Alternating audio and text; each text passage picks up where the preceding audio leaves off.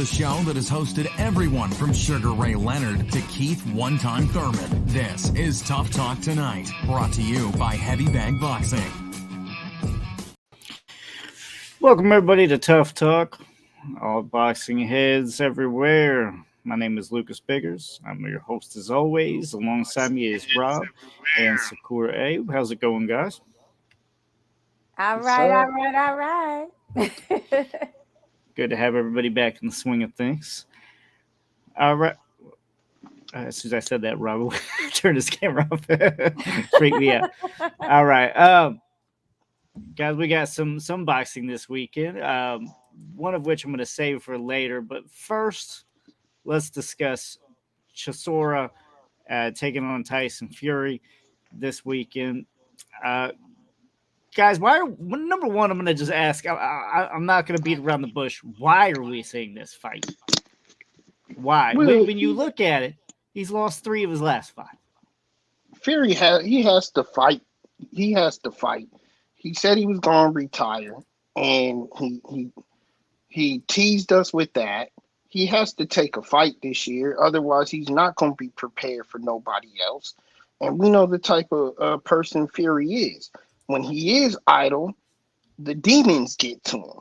Let's face it, the demons get to him when he's idle. So he has to take somebody on as a fight. He knows Usyk is not going to happen this year. AJ's AJ's playing ass juice over there. And Wilder is trying to make a comeback from the two fights that he had, 2 losses that he had from him. So he has to get in the ring with somebody. Why not be this? People in the UK want to see a rematch. So you're basically saying that was a long-winded. Basically, Chisora is a tune-up or is a stay busy for Fury. That very much a stay busy fight. Really, it's very much a stay busy fight. And let's face it, there aren't a lot of options for Fury either, because he's not welcome here in the States. Anything he does right now has to be in the UK. All right, Sakura, are you agreeing? Is there better options? How are you feeling about the fight against Chisora this weekend? I mean, is there any interest? Are you even going to watch? I think a lot of people may not even tune in. Yeah, I probably will watch. Just, this is just an entertainment type fight for me. And you hit it right on the nose when you said it's a stay busy fight for Fury. A lot of the different options were tied up, or, not wanting to negotiate the way he was trying to demand that they negotiate, which was basically no negotiation. You do it my way, or we're not having the fight. We do it on this date, or we're not having a fight. So that's why I believe the whole, AJ situation didn't work out. It's because he was trying to dictate every last term, which he's earned that right. But like, dude, AJ had just got out of this, had the fight with Usyk, and he wanted to fight for, like, what was it? The first date was like December 3rd, this weekend. It wasn't much time for AJ to try to regroup or get back with a different trainer or stay with the trainer he has. So and plus the money terms, of course.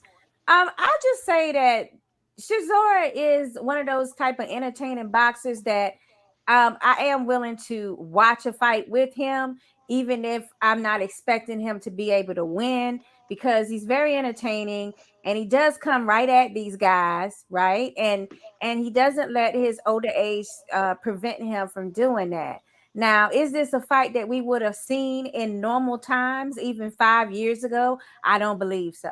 But this is where we're at in boxing. Like, you can get a good fight with the world champion, the heavyweight world champion, a unified world champion, as long as you have, the UK fans behind you. And that's what Chisora does have, along with Tyson. So it's a money fight over there. And people are just tired of being home at this point, frankly, and they want to see, they haven't had the opportunity to see Fury fight there, but maybe 3 times recently. I think it was 2 times. So I mean, they're happy with him fighting whoever as long as they get to see him. If you're a big Fury fan over there. So even though it's not the US what we really like are craving to see in a fight, we have to still understand that, you know, the UK fans have their own you know, niche as far as what's entertaining to them and who matches up with who. They might remember those last two fights as being very entertaining, so they're willing to watch a third one. So it's okay. It's, you know, Fury, like Rob is saying, he's trying to, you know, have a fight this year without, you know, it doesn't matter with who at this point. All the people fighting pretty much. So it's okay. It's I probably will look at it because I'm a boxing fan, right? But it's not something that I'm just like, ew, let me get my popcorn and I'm gonna have a boxing party. It's not on that level. Well, yeah, I definitely agree with you. Chisora is an entertaining fighter, if nothing else. I mean, it should be entertaining. Rob, do you agree at least with that part of it? Absolutely, Uh, but break down the 3 out of 5 fights. For one, I'm giving credit for boxers right now who are active. Okay, especially in the heavyweight division. He had 2 fights in 2021. This will be his second fight in 2022. Two of the 3 losses were both to Joseph Parker. They were both highly contested. One was a split decision, so of course they had to do it again because they felt like it was close enough. And then the second fight, Parker won by unanimous decision. And then the third loss is to Usyk, and that was by decision. So he's still entertaining enough. He still holds his weight in the ring enough to challenge Tyson Fury. Now, also, the real bout I believe was going to be Hellenis, but he was wrapped up in the fight with Wilder, so you can't really blame him for taking Chisora on the strength that Helenius was already wrapped up and involved in the fight with Wilder. yeah, I mean, nothing you can really do there. But for me, yeah, I think everybody's kind of, chomping at the bit for Fury versus another big name. People don't understand that it does take time to build those type of fights. You can't do that. I think that's what Fury wanted, but again, like Sakura was saying, it just it wasn't matching up. You can't. Joshua can't turn around and fight already. Here in December, he needed a little bit more time off. So, by all means, they should give him more time. And Chisora's one of those entertaining fights that they can just kind of push it off on, and give themselves some more time to spread it out, and make another one of those mega fights happen. Do you think, being the optimistic two that you are, that we do see Fury Joshua in early 2022 or 23? Sorry. You have to. You have to see it. You have to see that fight. I don't care. I don't care what it takes. Get it done. Tyson Fury, to me, is his last year. Period. I believe it's his last year. I don't care. It doesn't necessarily have to be early, but he has to fight Anthony Joshua next year to submit his legacy 100%. See, now I don't even really need it for the legacy. I mean, I think a lot of people want to see that fight. I don't necessarily need it for the legacy. I think I need Usyk more for the legacy. A lot of people think Usyk is definitely too small for Fury, and I can see that argument because he's basically a cruiserweight fighting as a heavyweight. But regardless, I mean, I for want to me, see that because the man has some skills. yeah, I don't think it's happening um, in early in the year because now, you know, Fury was doing things in such a way that he can really, like, you know, be polarizing. So it's like you're trying to tell these people how to, you know, what they should accept as far as money and dates and things like that. And meanwhile, you know, Matchroom is now shopping AJ with, you know, apparently they're entertaining offer for Wilder, AJ Wilder fight. they're also entertaining a fight with Ruiz because he's out there with that same WBC ranking, for a matchup. So it's like AJ is having more options because he is a money fight for whomever he fights. So when you've got options like that, you don't necessarily have to go with Fury right now because I mean, I'm sure in their mind, if they take this AJ fight, then I mean, if AJ takes this Fury fight, what's going to happen is that he's probably going to get another L, and then on top of it, he's going to have to turn back around and want to finish out his career with Wilder. Like these options are not necessarily how you want to be able to retire and end your professional career on the losing side of those fights. So he can spread it out. And now, I mean, since Dillian White had his fight last weekend and squeaked through, he's now, they're now saying that that's probably going to be AJ's next fight because once again, that's a UK thriller. It'll be a rematch. And I would actually be excited to see that one more so than I'm excited to see Fury versus AJ even. For me, Dillian has proved that he can drop AJ, and that was earlier in both of their careers. So we can see where both of them should have improved their game since then. So to me, that's a more enticing fight. And it's something that Eddie Hearns has said that, is in the work and they probably will release a date soon, he actually said. So I definitely don't see how Fury is going to, be in there. They're going to tell him to hurry up and wait. Also, really quick, just to say, Fury is kind of ran out of opponents. He had this trilogy with Wilder, and thankfully for him, it was very profitable because he's running out of people that we all, as boxing fans, would consider real competition for him. So, it's one thing to say, yeah, let me get Usyk, or which he's a cruiserweight. Then you'll pull out, Andy Ruiz. I guess that's like a comparison fight. How would Fury look against him, or can he get him out earlier than some of Ruiz's other opponents he's faced?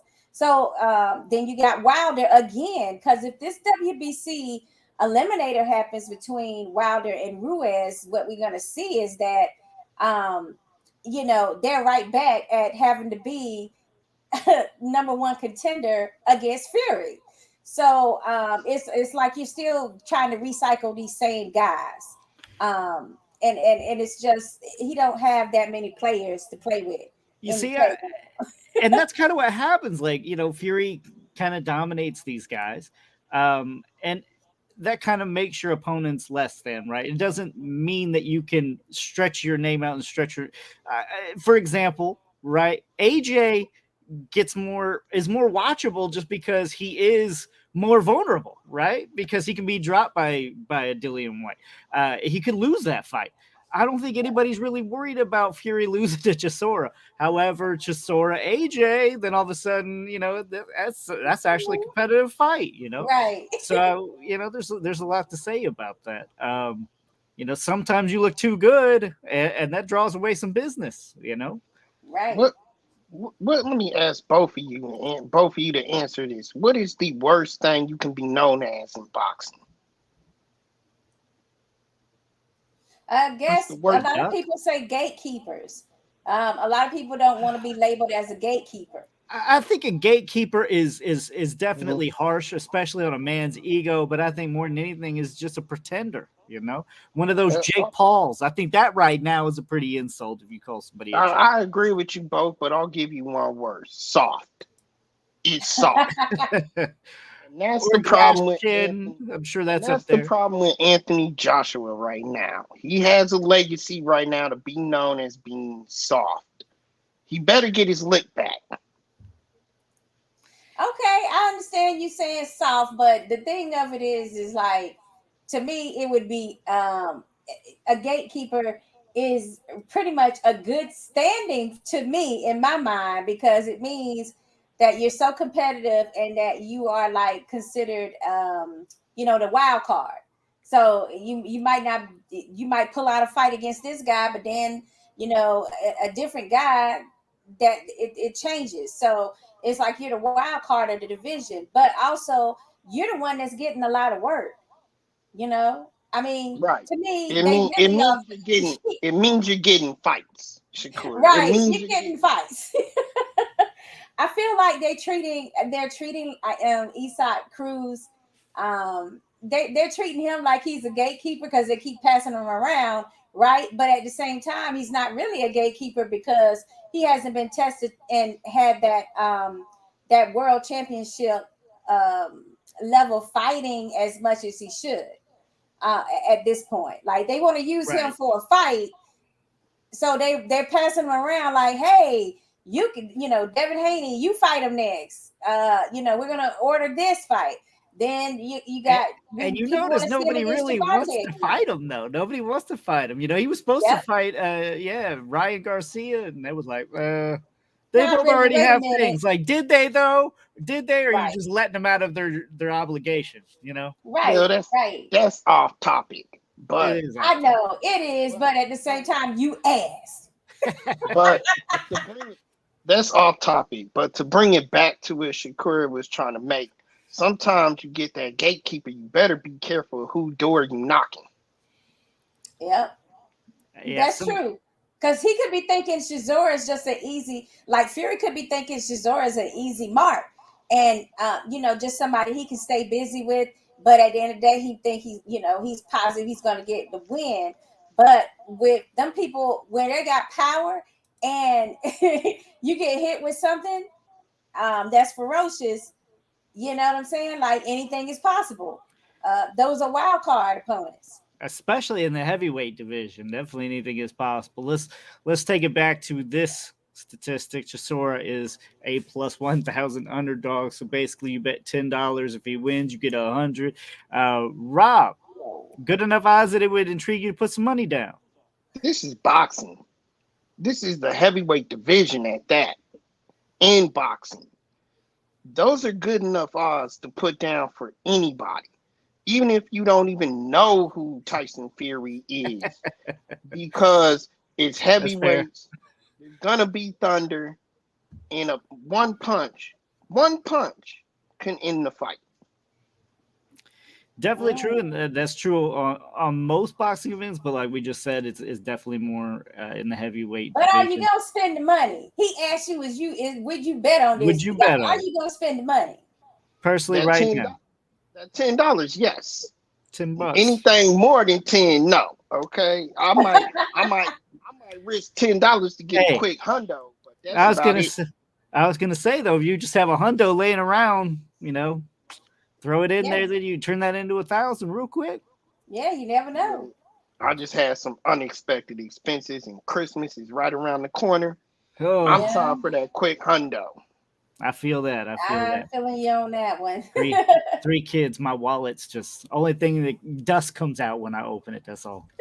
Uh, let's talk about what I'm most excited for this weekend, and of course, I'm talking about Estrada taking on Chocolatito for the third time. Guys, before we get into already, this is going to be an amazing trilogy. Do you think it's going to be remembered with the greats? Yes, yes, and I encourage anyone out there who hasn't watched the previous fights, go back and do it before this weekend, because each time these guys fight, they elevate their game. Each guy elevates their game. Now, when you talk about classics, you have to talk about everything that's involved with this fight. Okay, not just the two previous fights, but you have serious legacy on hand for both fighters. Chocolatito was once the pound for pound best fighter in the world, and he's been fighting and clawing his way to get back there ever since. But guess who's been in his way, Shakura? Hmm? Estrada. Estrada has been in his way to get back to that elite status at that elite level. So, with the build up and everything that it's worth and that it means to these guys and everything that they bring with them in that ring, That's why it's, to me, a instant classic whenever they fight. Yeah, this is something where we got a trilogy fight. Everybody's been anticipating this. Remember, there was the reschedule earlier in the year when Estrada had some type of injury. I don't remember what kind of injury or if he just got sick with COVID. I'm not quite sure what happened, but the fight was in San Diego. And instead, Estrada ended up fighting Gonzalez, I believe. But he was supposed to give him some issues. Guess what? No issues. Easy work for Estrada. It was still high as far as statting on the punch rates. His output per round was still astounding. People were wondering whether or not Chocolatito still had it in him or had Father Time caught up with him. Those questions were answered in that fight. So now we can look forward to Estrada. Is he going to come back at full potential and full output as well? And if we do see that, it's going to be another amazing trilogy that will be in the record books forever and ever, because these two have gave two amazing fights already. And so if both of them are in top conditions, we can look forward to them doing the same exact thing in this fight Saturday night. So that is something that everybody should be looking forward to. Even Rob, who doesn't like boxes under 130. I like these two. I Yeah. like this division, period, because I also like Soren Visal. Okay. He's under the radar, and he killed the momentum that Chocolatito had in his career, and he's still elite, fighting and winning, and he hasn't got there. Right. Now, now, as far as this slide that Lucas just put up, I can't believe this. I'm a little surprised too. That's what I was gonna say. Would you guys have thought Estrada would be this much of an underdog going into it? Um, I actually No, thought actually, Chocolatito might have yeah. been the underdog. So But Chocolatito is the one that's been more active because of that, situation where Estrada they had to change opponents for him. man, So Chocolatito is proven that he's still top notch condition, whereas people are wondering if Estrada had too much of a layoff or if he's gonna come back the same, being that he had that injury. So I can see where they would have Estrada down some, but even 150 is a little, you're like, really? Now that's a fight that's worth spending some money on. for sure. That's definitely one that's worth the pay per view price. Hmm. And, It, it, and that's rare that we get those anymore. So yeah, this one is on DAZN though, correct? right, Yeah. This is regular DAZN, not pay per view. exactly. Yeah, I was Yeah. saying it Yeah, was but more it's worth pay it per than view some of the because you fights got that to are pay for actually. that app. Yeah, Oh yeah, yeah. I depending on how you say it, it kind of is still pay per view. It's still I, pay I per agree. view. But listen, man, just to put it in complex, this is ESPN's headline for this fight: 4,000 punches and counting. Oh, 4,000 wow. punches and counting. Mm. So they're gonna start out this round. What is it? Round 36. I mean, by the end of the third fight, this will be round number 26. And by the end of this fight, they'll be, if they make it to the end of the fight, right? If it's 12 rounds, for a championship fight anyway, it's 12 rounds. So, they'll be in there with 36, and they already have 4,000. So who knows? Well, that would have been averaged out as they probably punch another 2,000 Mm. punches in this one fight. It's crazy. I Yeah. don't, I don't see how anybody can't not like these weights. I mean, you don't see guys like this go at it. It's some of the bigger weights. It's kind of Um, wild. the But Rob likes it. You know why Rob likes it? Because these are little guys that actually do knock down each other and do have KOs. And that's something different than most of the lower weight guys can, produce. Right. These two are actually, they do have power enough to, you know, wear you down or pop you and you drop. So that's what makes them a little bit more special than your average boxer. That it's not rock'em sock'em robots out there.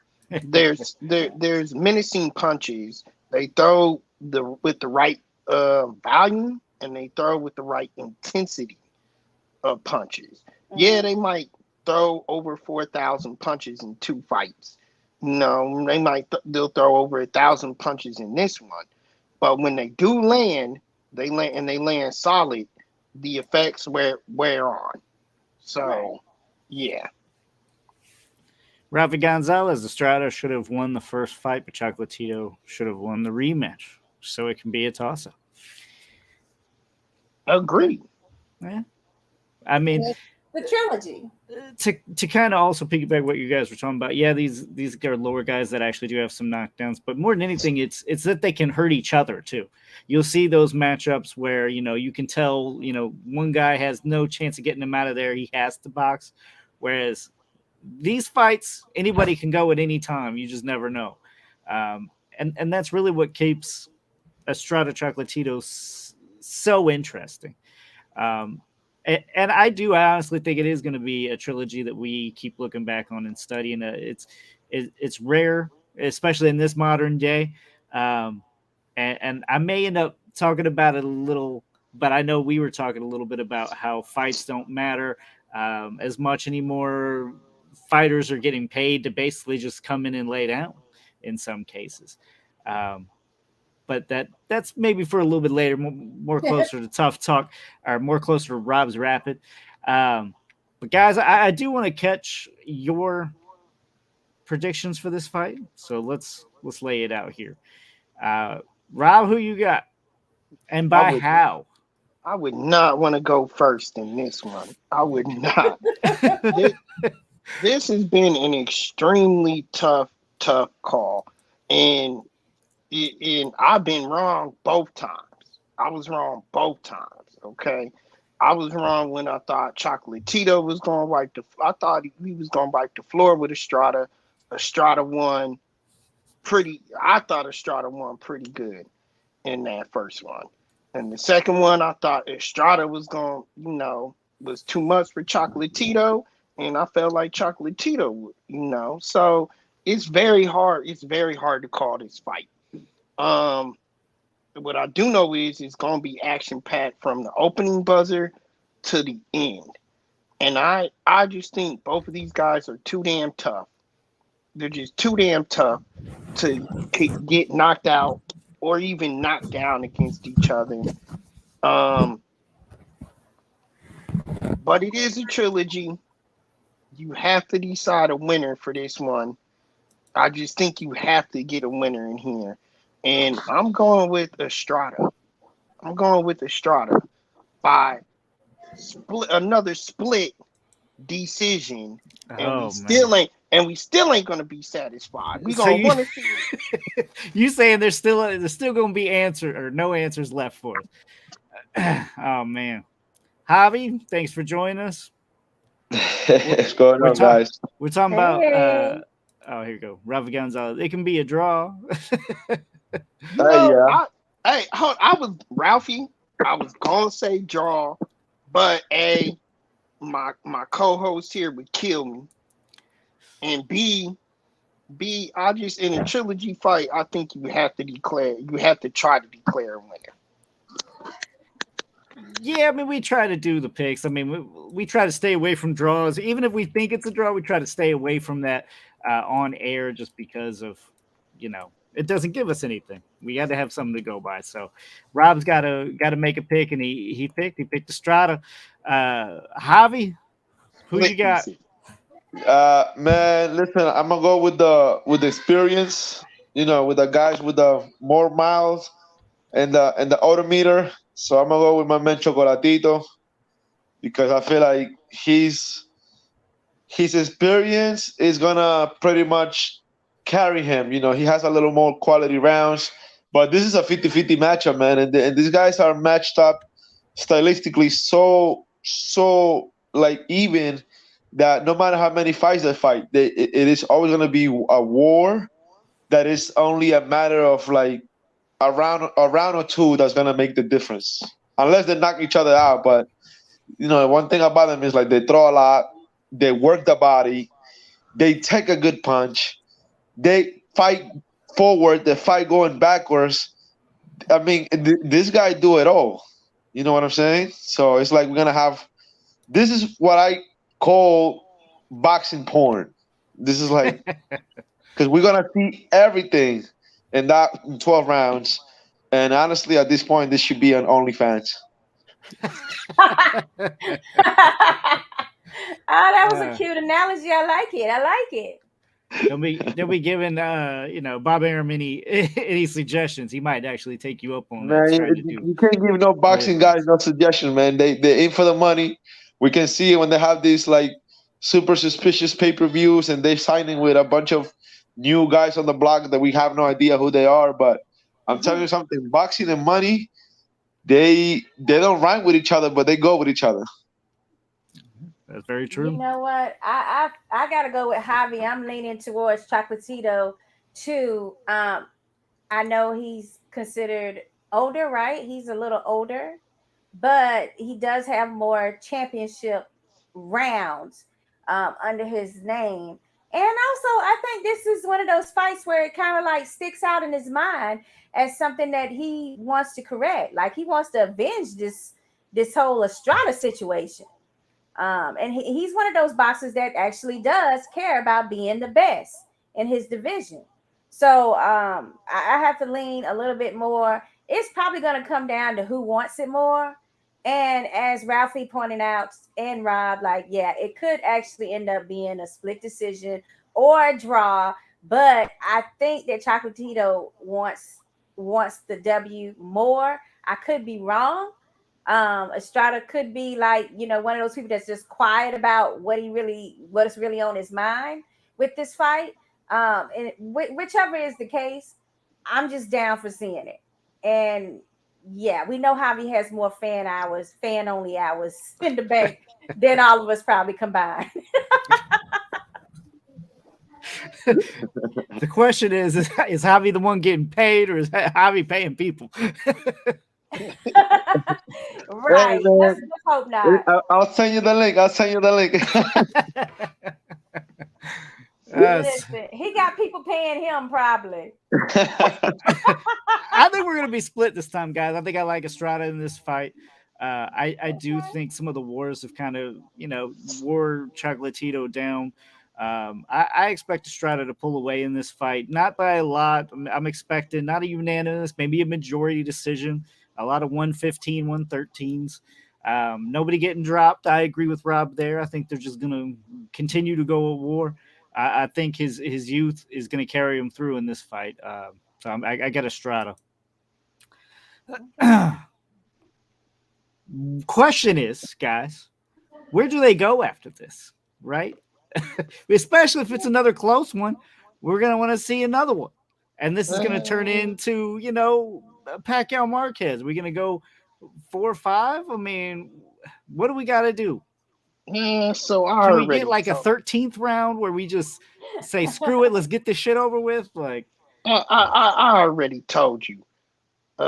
In terms of Chocolatito, Soren Visal, he has some unfinished business.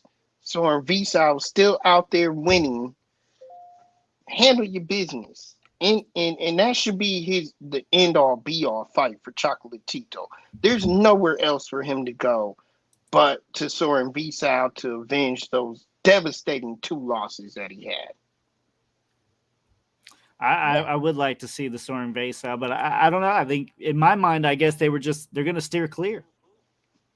Right. They gonna stay clear, but at the same time, that's the kind of money fight that at those lower levels, you get banged up a lot more. I mean, let's be honest, because the money's still not there, but it's improved a lot. For the flyweights and the super flies down in that area. But it's something where if he wants to retire and ride off into the sunset, with his pockets and coffers full, he's gonna have to face these new, what I call a newer generation challengers, in order to fill his bank. And that's unfortunate that they don't make the kind of money that the heavyweights make, or the welterweights and the lightweights now. Because he's given us, Chocolatito in particular has given us such great years of pure boxing. So and they take, like you said, it's 4,000 punches in 2 fights. So that's a lot of damage you're sustaining.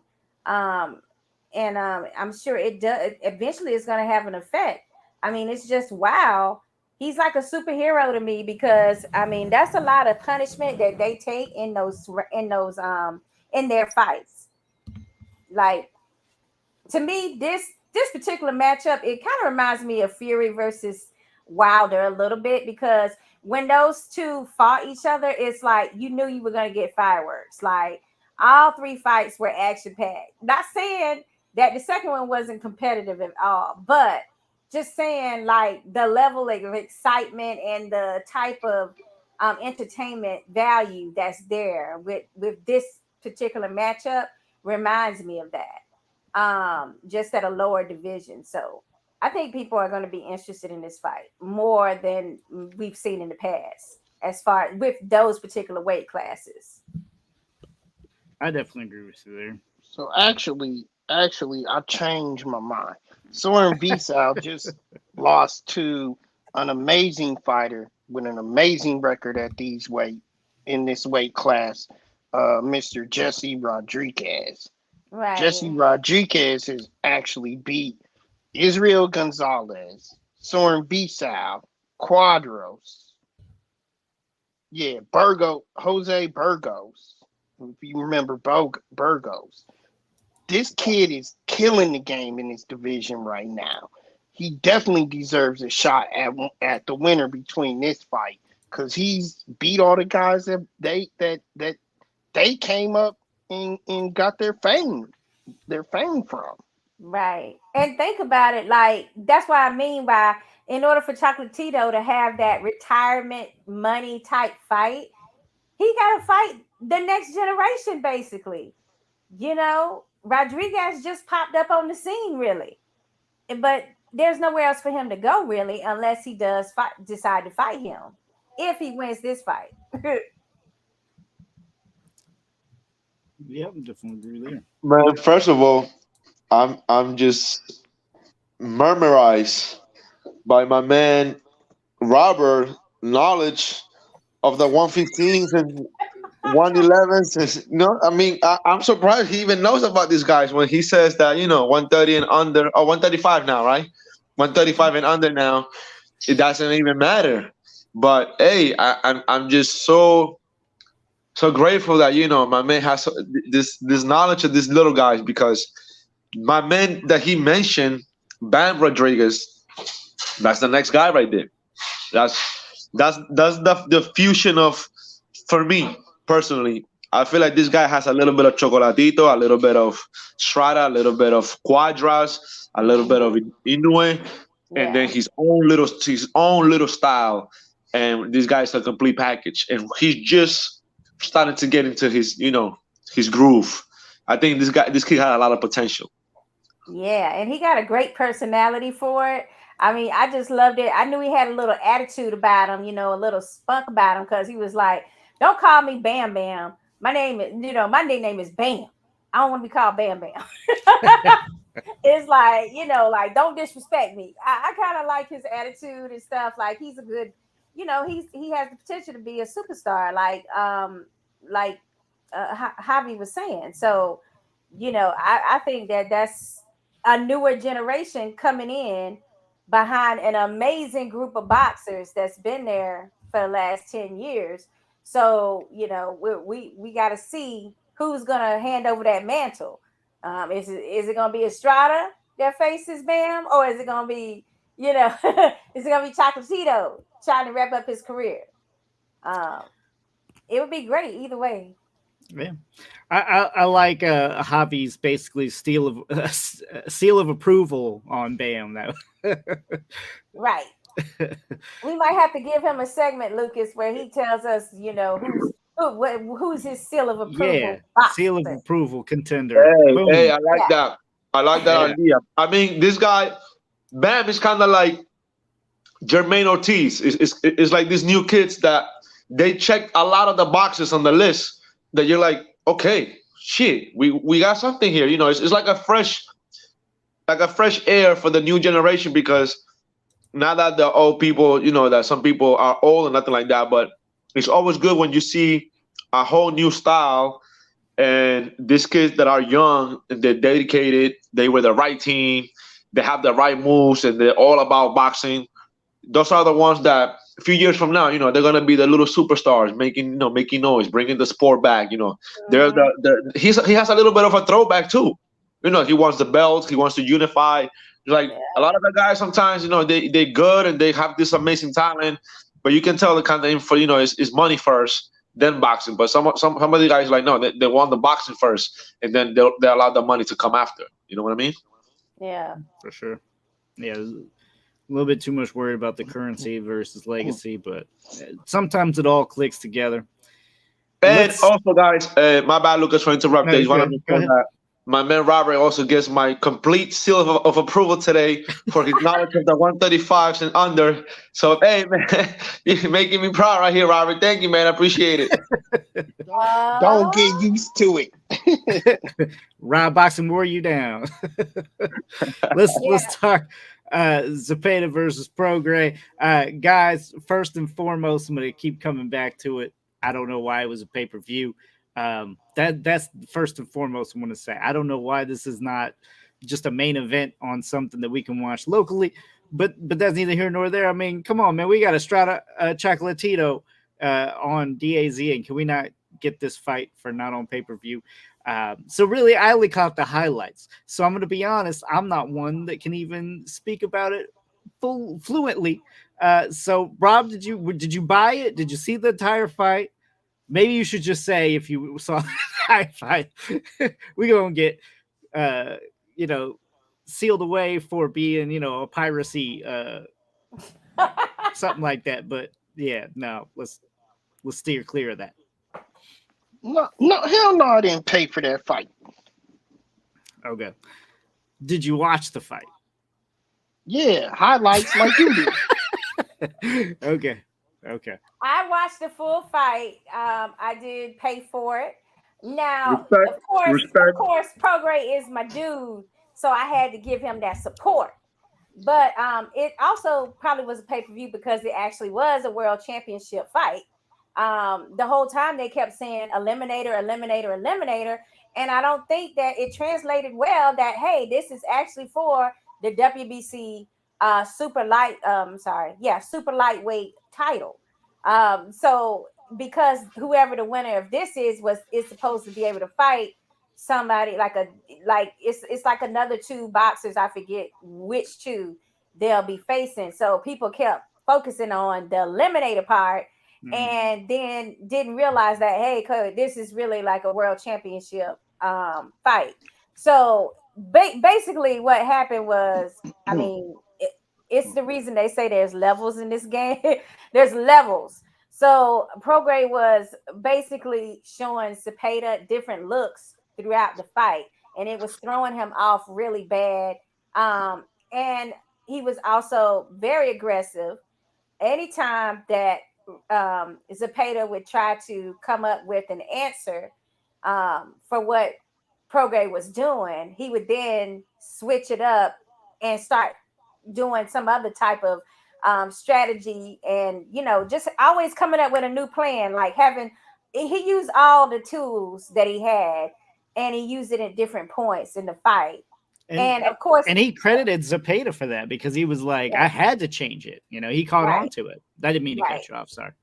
No, you're absolutely right. Like he knew that, but also the thing is that I love about Prograde is he goes to the body a lot, and he also is one of those people that have a killer instinct, which is you want people to have that when they're one of your favorite boxers. So, it seemed to be that he was throwing some really vicious punches at him, and that body work was like wearing him down. It was what you call a systematic, he was systematically breaking him down.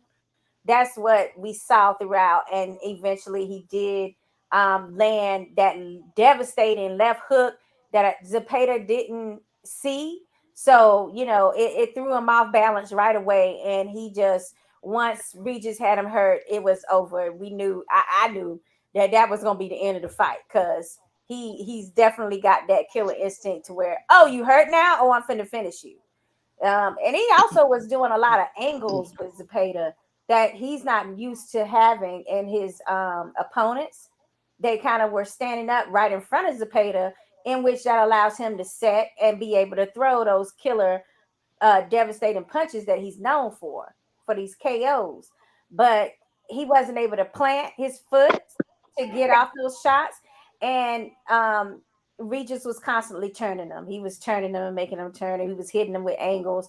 So it's just to show that there are levels to the game, and Zapata wasn't up to Progray's level. And now Progray looks so good. Let's see if this so-called eliminator fight is going to really actually happen.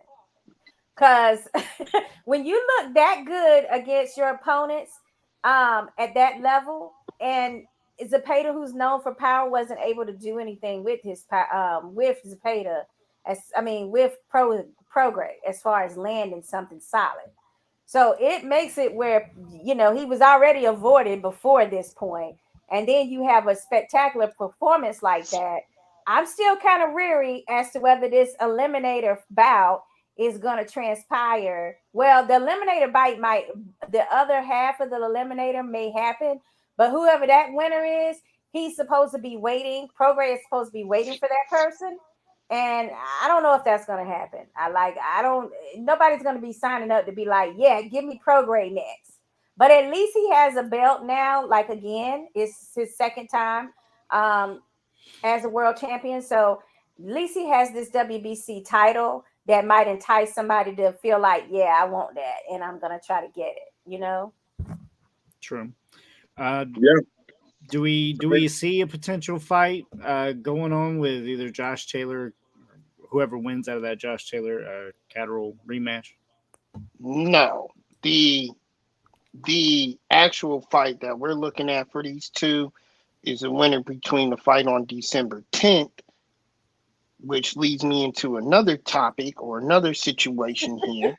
Sure. It was supposed to be the Teofimo Lopez versus Pedraza fight. Pedraza had to step out due to illness. So this fight actually is Teofimo Lopez Sander Martin. If you recall, Sander Martin is the one who ended Mikey Garcia's career. Yes, you're It's right. gonna be a tough fight. But that's who actually this person is going to get. And I think that fight is definitely doable because Teofimo wants to be the top dog in this division. If he wants to be the top dog, he's got to take out the little pups. Yeah, I feel like T.O. can get through Martin. This is true. But what I want to see is, if if he wins that fight, is he going to then be like, yes, make that Prograde fight?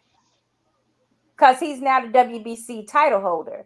And my understanding is that Josh Taylor is wanting to avenge his controversial win, and then move up to welterweight. Hence, he gave up a lot of those titles that he did have already.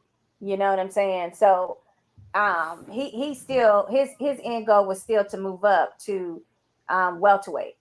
So he wouldn't be in the equation at that point, other than the fact that Regis did say that that is the only fighter that he would move up to 147 to fight, because he wants that rematch that bad. But other than that, he loves the 140 zone. So we'll see what happens. It's going to be a TO versus Progray. I mean, can you imagine? I mean, that's two. They're very. Both of them have natural talents and skill. You know, like it's just natural things that they possess. So, two of those athletic boxers against each other, with the skills to pay the bills. I've still got to ride with Prograde. It is definitely an easy matchup on the eyes, nonetheless. Let's hope some of that actually happens, and the Eliminator. Let's assume that actually happens. If things work out well, could be very good. All right, guys, let's flip it, and I'm gonna hang on. Progray, I give him an A plus. That great fight. I can't see no one beat him. Hey, I agree with him. Progress looks good in there. And you got to remember, Cepeda is a solid guy. Cepeda is an A-class fighter. He's not. He's young. He's not. You know, he's not the most flashy one, but he has a lot of fundamental. He's good. He's very technical, and it's sometimes not about the person that you beat. It's how you beat him. And Progress, that's what he did. He beat a good guy, a solid guy, but the way he dismantled him and beat the fight out of him and stopped him, that was something that it was like, oh, that's what lets you know, like, okay, this guy is in another level. He literally made it seem like, there's levels to this, because they both on the prime, and yeah, that was a championship fight. So I'm just glad that now my man has a belt, and we can see better fights after this one. I would like to see him against the likes of Teofimo, Devin, all of these guys around the weight class or the one above, because this guy Progress, he brings a whole different type of arsenal to the game. Mm-hmm. For sure. All right, guys. Let's switch and let's bring on Rob's rapid fire. Javi. Javi. Oh boy. What is your take on this situation? As you all know, the World Cup is underway in Qatar. World Cup being soccer. So that does create, tension between countries, tension between fans. Soccer is a very passionate sport. What in the hell is going on with Canelo Alvarez for him to come out in the media and attack Lionel Messi, a soccer player, basically threaten the man's life over what he feels was disrespecting his country, Mexico? You know what? We was actually talking about that in the gym earlier, because they're saying what this is what I was told, and yeah, I've seen the whole noise on Instagram. I've seen the whole noise on the social media. Which, by the way, guys, I have an Instagram now. I have to add you guys. All right. I'm not, listen, for what I heard from Canelo. Canelo said something like, "You don't do that type of things with my flag. Like, don't disrespect that." And you guys, we understand from boxing. Boxing is a very national sport, and they take their flag and their colors very, very proudly. Just like kind of like when Mayweather came in, for the color, like, oh yeah, with the mariachi and the colors. Some people took that as offensive, as like Mayweather making fun of them, and some people they could tolerate it, like know that it was like show business. But one thing about people with their flag, and I don't think it's just like Mexicans or Hispanic people. I think like people a lot in general, except for us Americans. We really not that proud about our flag for some reason. Yes, But we are. I mean, some of us are. I'm kind of backing Javi. I mean, you see a lot of walking on the flag, throwing it down. That's what I'm saying. USA, all that way. You don't see that way. shit. You don't see that shit in Mexico and in Argentina. No. You don't see that shit. If you over here, you burn the flag, you get celebrated. All those places you burn the flag, they'll burn you right with the fucking. They'll save the flag and burn you right there and let you know. We don't do that shit. So I think that's what's going on right now, Robert. Canelo is letting people know, not just Messi, the soccer player, but the whole event, the whole world, like, listen, don't disrespect nobody's flag, especially my flag. And I don't care if you a soccer player with, all these entitlements to yourself. Like, if you do that, he basically say, if you would have done that shit in front of me, you would have got rocked. Oh my God. Hey, I I'm mean, seeing it celebrity totally boxing's a different. big hit now, right? I mean, can Messi can get the mess if he wants. I mean, I see it in a totally different way, guys. I'm feeling like this was like some kind of marketing publicity stunt because a lot of Mexican fans are turning on Canelo right now. So that's a way for him to, like, get them on board with him again. And then he also is cross marketing to soccer fans, right? Because all the soccer fans of this particular Oh, guy is smart. going to be like, well, who is Canelo? And like, oh, let's look at him. I mean, so he's like just making his name even bigger by cross marketing with the soccer fans now. I just feel like it's like it. I don't think that it was genuine. I'm sorry. I just don't. It's like this is something for you to do. I Yeah, mean, if you were so into Mexico, well, let me be quiet. But I'm gonna just let me take a you step might back. want to post a code. Your home address is not Mexico. No, your postal code is San Diego's. That's where your home is. That's where you love to golf and play and live. So just knock it off. All right. So Javi going. Javi Oh, done had to charge his phone up. But I'm gonna put it into oh, context as to the events that happened. So Argentina, of course, beat Mexico, and it's the end of the game. So as it's the end of the game, on the field, the soccer players then start to take off clothes, shoes, etc., because they're sweaty, tired. That's how they do. So as Messi was taking off his boots or his shoes, then a Mexico jersey was on the floor, and they said it appeared that he kicked the jersey. Canelo immediately goes to Twitter and says, I quote, "Did you see Messi, quote unquote, cleaning the floor with our jersey and flag? He better pray to God I don't find him." So right there's the threat, okay? So then you go to Twitter and the fans are actually taking aim at Canelo. They're actually going against Canelo. So others where they actually urge Canelo not to encourage violence and take things out of context. And then relevant. one person even said, "Mr. Canelo, don't look for excuses or problems. Surely you don't know about soccer and what happens in the locker room." Another person, "The jerseys are always on the floor after games due to sweat. And then if you see well, he makes the movement to remove his boot and accidentally hits it." So Shakura, they're agreeing with you. They think he's just starting some ish to be starting some ish. And being relevant. Like he don't want his status. Like he wants to still be the face of boxing.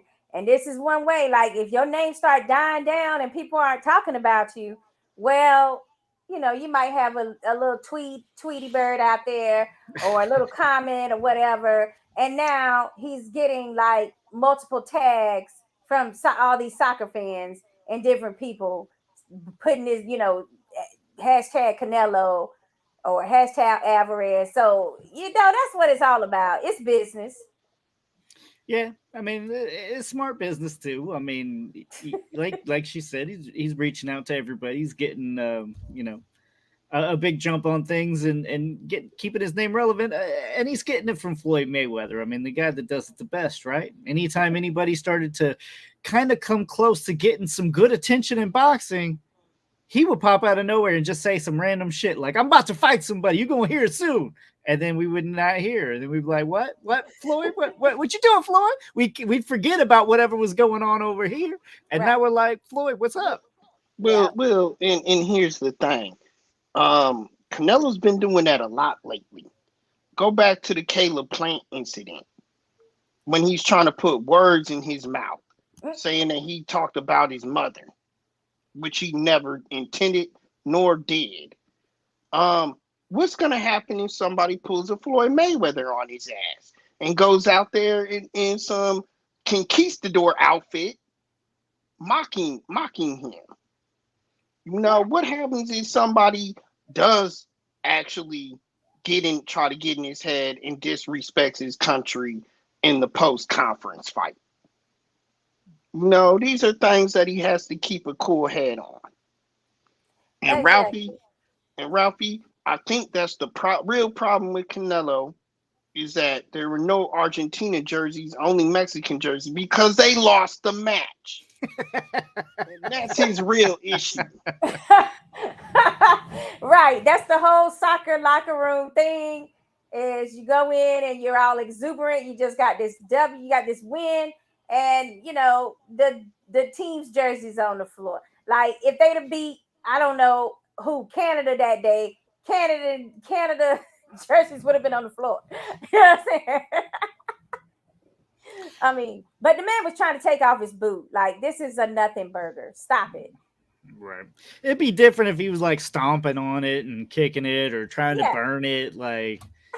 But nothing looked intentional to me either. I didn't understand the hype myself. So, Hmm. Rob, what else you got for us? Lucas, I'm gonna turn to you really quick because I Okay. know you have a heated conversation you wanna turn to now.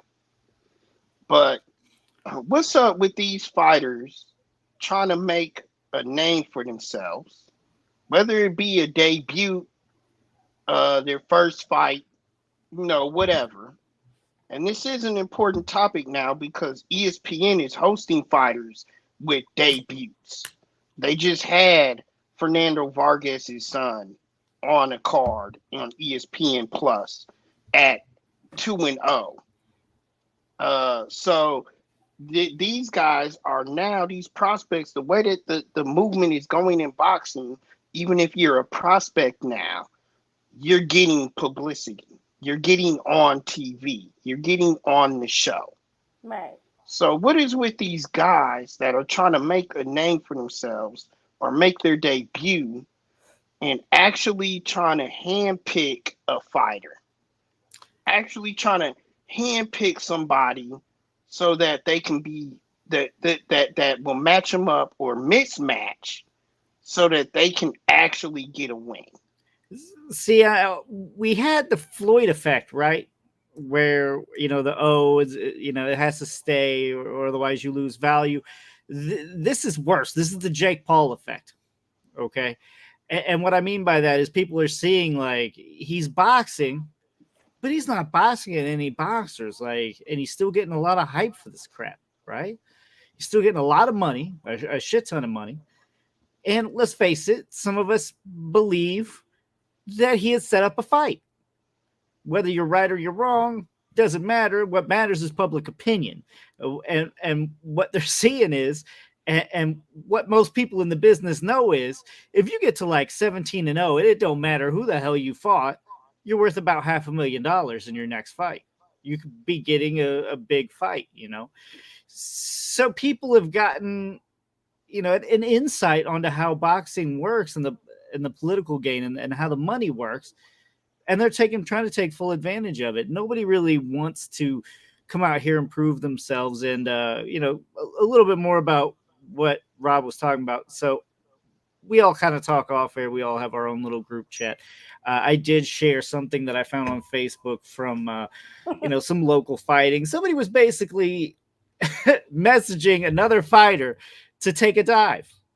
I mean, one, I'm pretty sure that's illegal even at this low stage. So one, you're dumb for doing that and putting your name on it.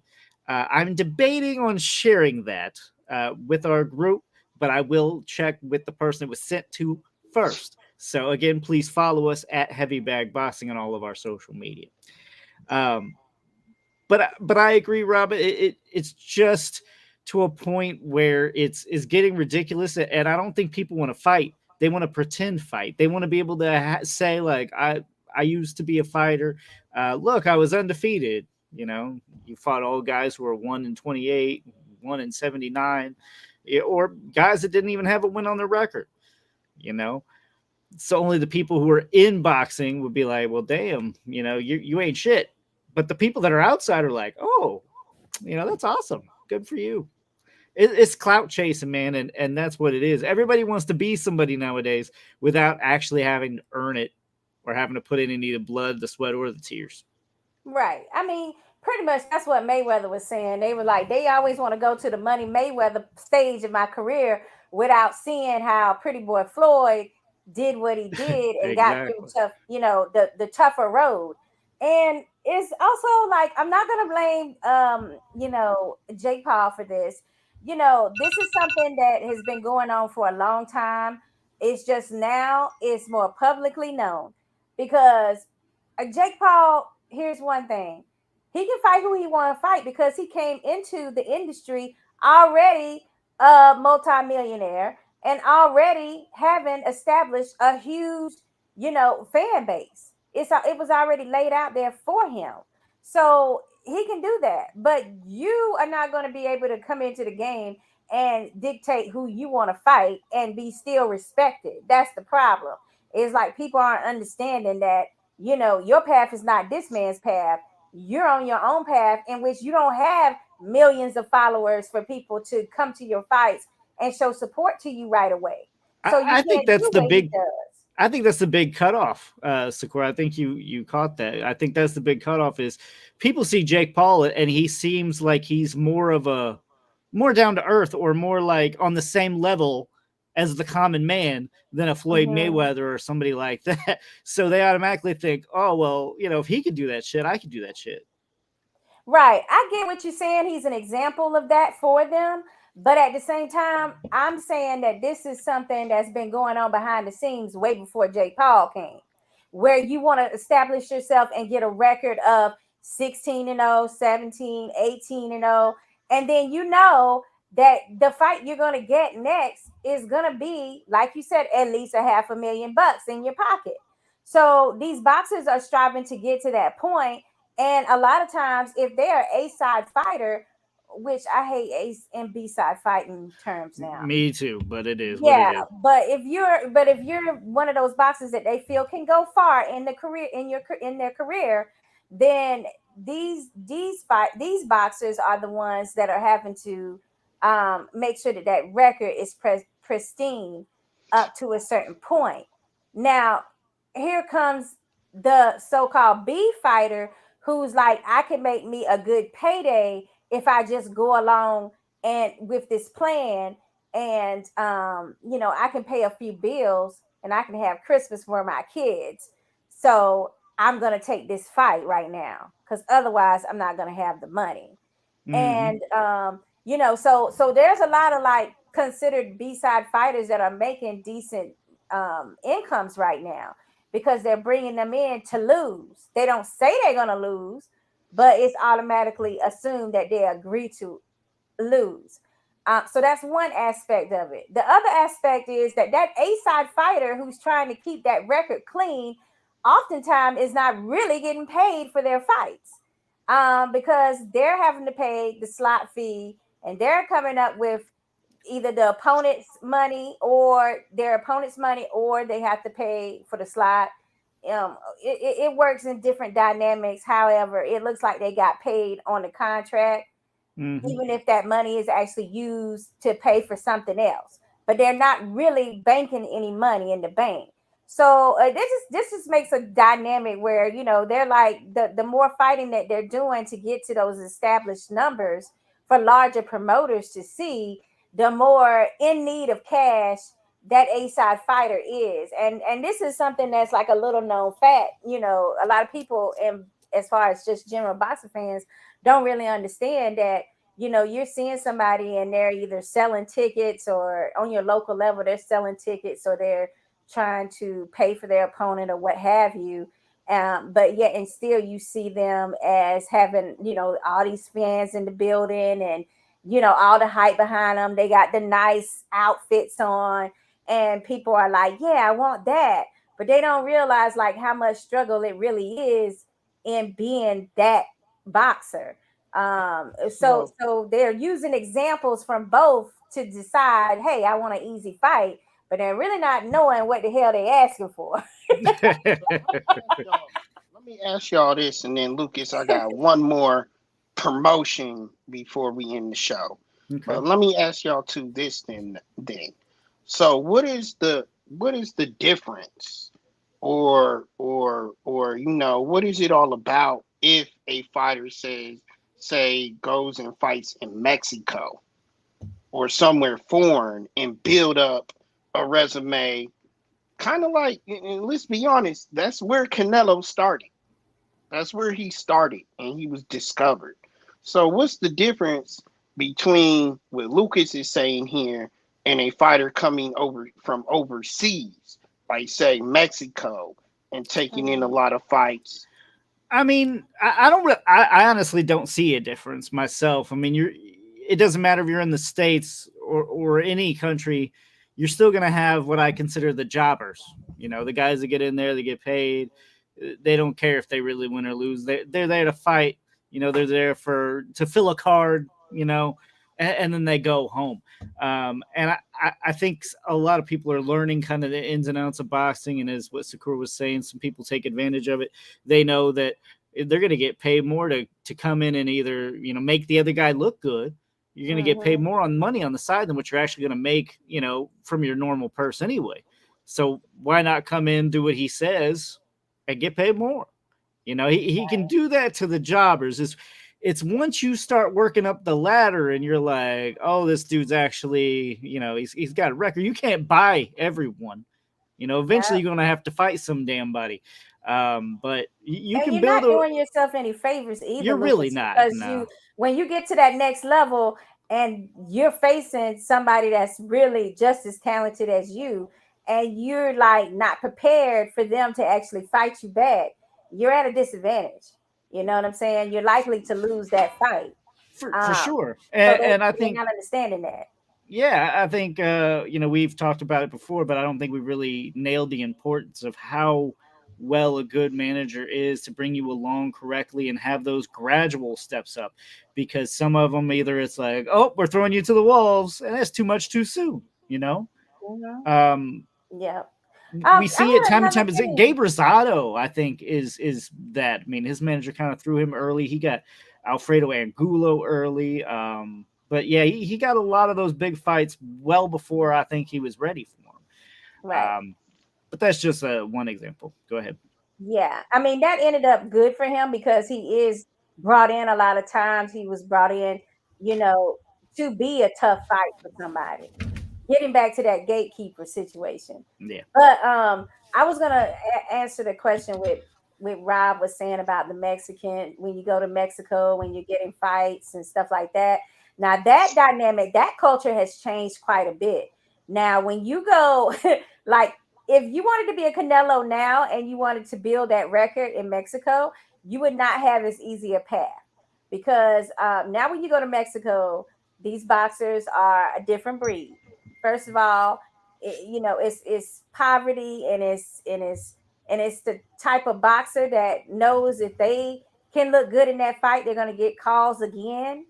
So it's not given that you are necessarily going to go to Mexico and gain easy wins now. And two, all the females, because it's not that many female rankings here, I mean ranked boxers in the US, they either usually are going overseas to Mexico or Colombia or Europe to fight a lot of their fights. So but it doesn't diminish their standing. They still are as good as they are because and a lot of times they're better than what they would have been had they just fought primarily in the US, because there's great competition out there for them. And I think that's the dynamic that's kind of culturally changing for boxing overseas, as far as internationally with South America and Mexico. Like it's not like you're going down there, you should be prepared to fight because this ain't the opponent that you thought you was gonna get from like 10 years ago, even.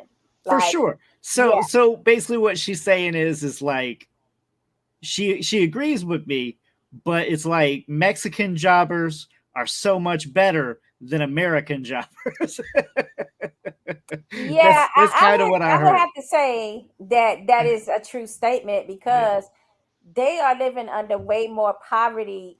What we consider abject poverty is totally different than what those countries consider abject poverty. So they're willing to do a whole lot more, and they're willing to be a lot more fiery, trying to get to that next level of fighting, because that money not only feeds them, it can feed an entire family for them, shelter and all, for like 6 months. And they just made this one fight. So they want to look good so they can continue to do that. So For you're sure. not going to go down there and just, think you finna have an easy fight anymore. Yeah, that's not the case in Mexico. Rob, what else you got for us?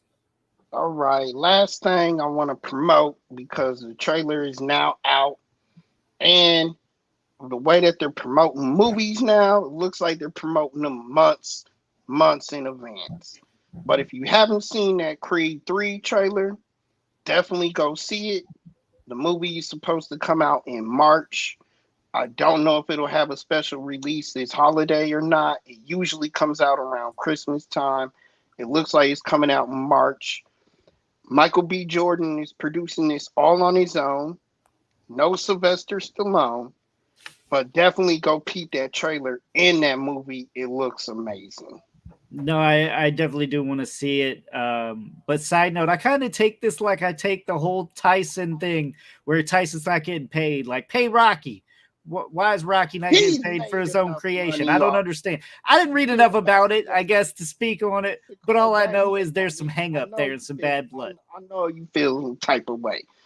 Listen, Oh, well, it's my Rocky, understanding that he's the one that green lighted him to do it he did because not. he's been so busy, I heard. He did not. No, from There's an what I heard, he article that lost the rights to Rocky and the there's an franchise. Oh, you article. mean Rocky? Oh, I'm sorry. I thought you were talking about with Creed. Okay. Well, they're all connected. It's a universe, like the Rocky They're universe. not connected, and that's the Yes, it is. controversy. To me, they're How is it not. not? Yeah, Okay, they you're really basing aren't. it you're It's two basing it off brands. of Rocky and Apollo, which are characters that were made Okay, from you're right, but it's a subplot. It's a subplot, and Sylvester I Stallone mean, give him his royalties at least. thinks he deserves the right for it all. It was turned over to Michael B. Jordan. It is a new legacy. Let them continue on with it. He should have gave him his blessing. He didn't because of the greed. Well, Let's be honest. I mean, come on now. There's a difference between greed and something you created that's now being morphed into something else. But you say, Shakur, Should he but not you get? say, Should he not get some royalties or it's something? two different brands.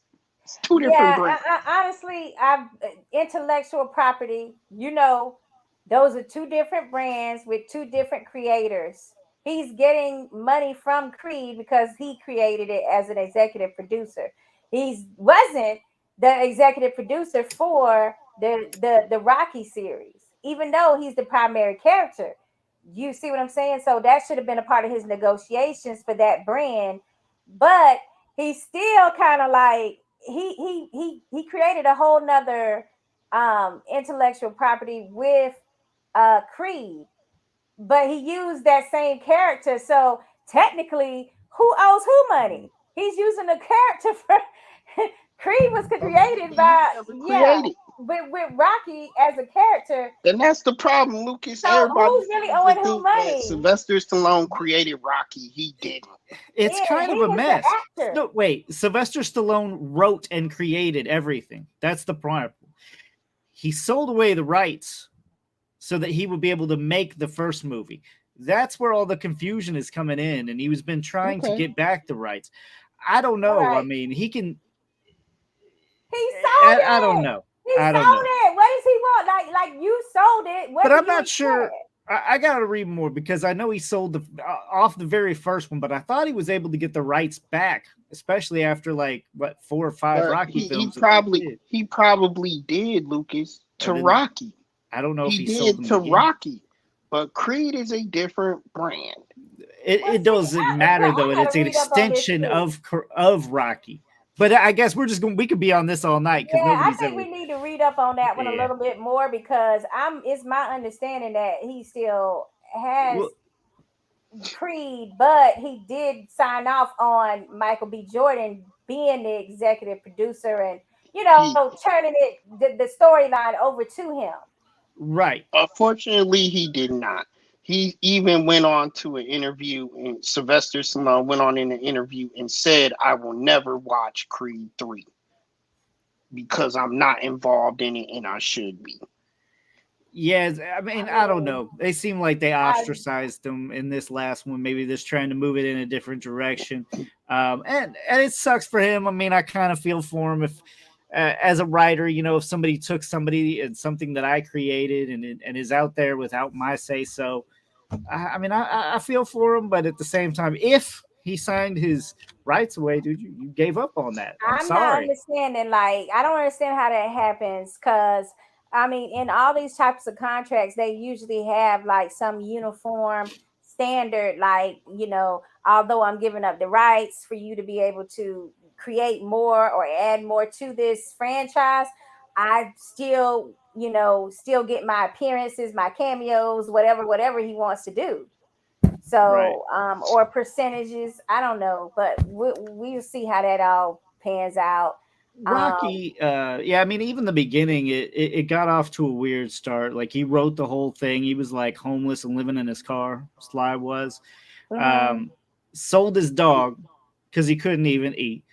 Then he was able to sell the script, and they were like, "Oh, we love the script. We're gonna run with it." But he was like, "No, I want to act in it too." And they were like, "No." And he's like, "No, my script then too." And he was like, then they were like, fine, whatever. And he got paid. He got his dog back.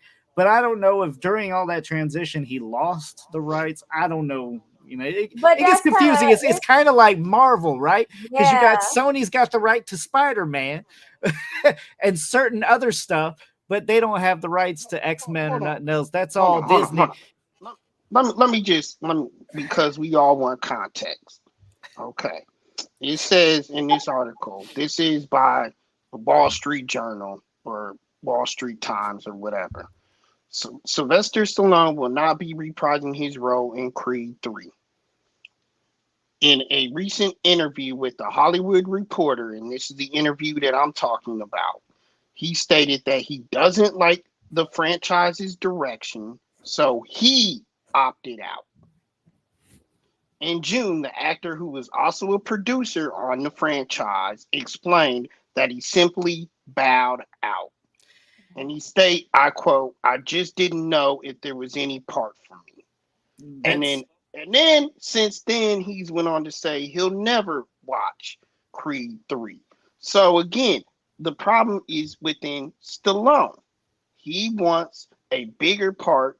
He wants it to be known as his, and they want to go and they want to put it back to where it should be, which is Creed, not Rocky. It's yeah, but weird because he's the one that made Creed. right. Like It he made all that came from franchise. He there. made that character bigger than his character Rocky. Because in the first This movie, ain't Creed. Creed's dead. Apollo Creed is dead. yeah, but this is the son of Creed. Remember? So it's a new character, damn it. The Let them damn name say of the No, but I'm movie saying is he's the one Creed. that made it. But I'm The saying name he's the one of the that made movie is that Creed. Michael B. Jordan character huge. He made it let's where he continue. wasn't. He's the Let's fighter continue now, this when we get and closer to the he's film. he's just a Because trainer. no, for real. Rocky Because is the damn it. trainer. No, he doesn't have to be. Let Michael B and them take it where they want to take it. Sylvester Stallone ain't even gonna live long enough to end this franchise. Hey, if you're watching this, please comment whose side you on. Are you pro Rocky or anti Rocky? We got to know. Everybody's pro Rocky. Been a great show. Thank you all for tuning in. Again, don't forget to check us out at Heavy Bag Boxing. Oh, I Uh, forgot. oh, what? I need to give a shout out to my two girls that's got fights coming up. December 2nd, it's going to be Chevelle Hallback in Suez Falls, baby. She's coming back for an amazing, fight that's gonna be like, cause she's Right. WBC ranked as like number 4 at this point. She got some girls out there that don't want to fight her because of her age, yet she's passing all her medicals and things. But we're gonna wish her a wonderful win out there in South Dakota. And then December 3rd, we're gonna have Taz Carice Brown. She's gonna be on the DAZN card this weekend, fighting. I don't even know the girl she's fighting, but she'll be fighting, and it's a 1-0 type, girl. I don't know. She's from Argentina, so she's known for her power. So that's gonna be an amazing fight if they allow it to be like, on TV. And you got to check out the girls this, or the women I should say, this year, because this is the year of women's boxing. It has really came out. But again, check us out, www.heavybagboxing.com, all social media at heavybagboxing, and we'll see you guys next Tuesday, 9 p.m. Eastern, 6 p.m. Pacific. Have a good night.